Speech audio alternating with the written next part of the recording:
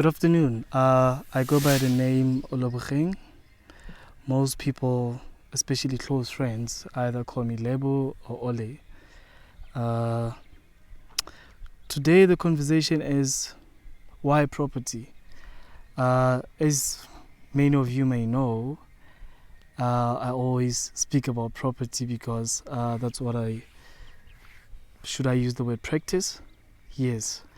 And I'm a real estate investor, a mentor, and a coach.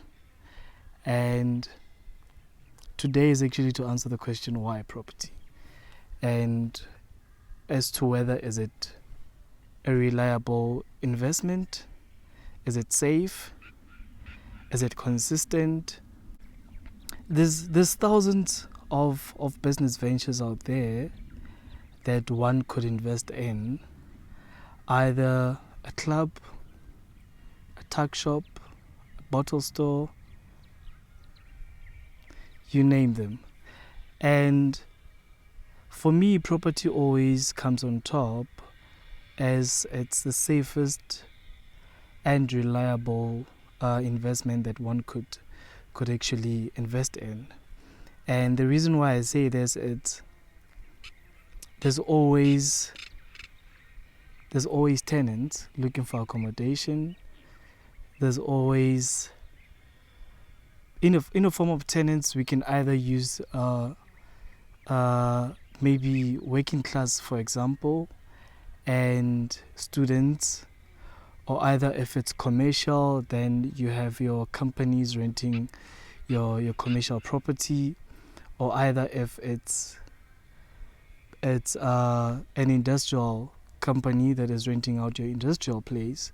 So it comes in three forms basically that we have, but I'm more leaning on or what I'm more practicing is actually student accommodation. And I'll answer why I say student accommodation, or why I chose student accommodation. But you get that there's a stigma that properties be made as if like it's making money and it's reliable and consistent and safe. And people, or most of the people now, rubbish that a lot, sorry for using that word, because now you get that there are people who get into property, invest in property, and lose money in the long run.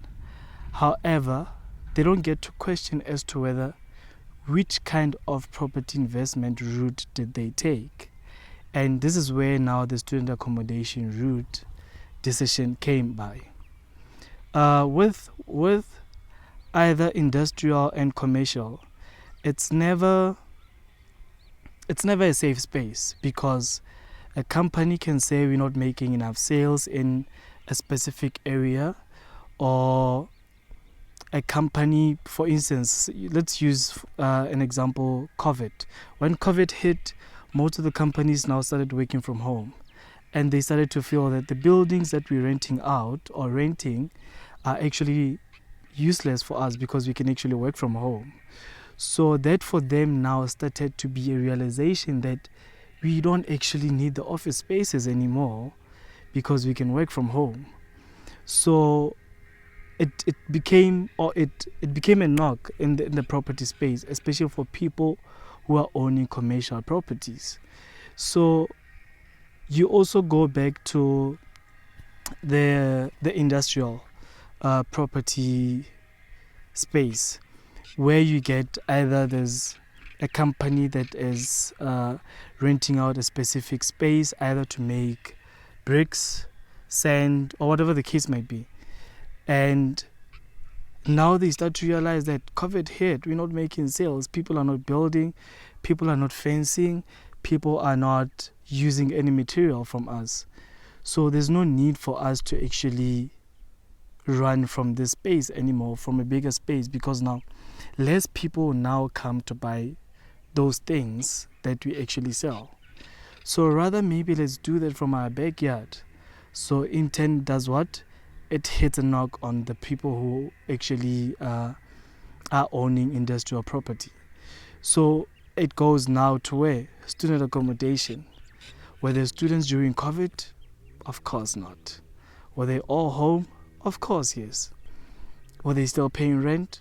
The university was still paying rent. So this is where you get the difference between the two, not two actually, the difference between the three routes of property investments. And now most of the people who actually start to buy maybe an apartment or a townhouse to rent it out to make money from it, they actually start losing money. I'm going to make an example with a working class. A working class then maybe finds or gets a promotion or a job they applied in Pretoria or Cape Town or Bloemfontein or Durban. So now they need to relocate. So once they need to relocate, it means that your place now becomes vacant. And in the time that it's vacant, even if they put in a notice and you also now start to do the advertising of the property or the space, maybe say within a month, to say it will be available within a month. So if there's anybody interested, they can come through. So this now puts you in a position that it means there's no consistency in you making money. And the question again becomes, are you making enough money from that same property? I'm going to make an example now with student accommodation. Say for the same apartment that you're renting out, say maybe it's a 2-bedroom apartment, you're renting it out to a working class. In Bloemfontein, I think there's a rate of about 5,000 rand for a working class to rent out a 2-bedroom apartment. I think in Cape Town it's about, Cape Town is a bit heavy. So in Cape Town you're looking at about 11,000 to 7,000 to 11,000, depending where again you actually are renting from, whether it's uptown, location, like I said, depends where you're renting.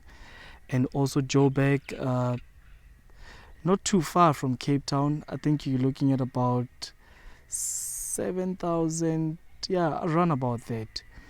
But now let's take an example for student accommodation. With student accommodation, you get that with a 2-bedroom apartment, either you can fit in 4 students. Say you have, depending on the square meters of the property that you bought, say maybe it's 80 square meters. 80 square meters can give you fairly 2 big bedrooms, which according to the university, should you have 14 square meters above, you can accommodate 2 students per bedroom. Say maybe you house about 4 tenants and the apartment probably is close to the university or technicon or college. So you can make about, I think about 14 to 15 to 16,000, depending which town, depending which province, depending how far the apartment is from the university. So that gets to be a factor. But looking at the numbers, you're actually losing more by renting out to a working class than to a student. So investing with students is actually much better, makes more profit and makes sense. So this stigma of working class being the safest, I think you all saw it through COVID. I mean, even some of you who were actually impacted by COVID and not working either the same hours or maybe being retrenched, like you saw how it affected the property space, and clearly it's not safe. Renting out to students for me will always be safer than renting out to a working class. We saw that through COVID. A lot of people were retrenched. Does NSFAS retrench students? No. Does NSFAS keep paying? Of course, yes.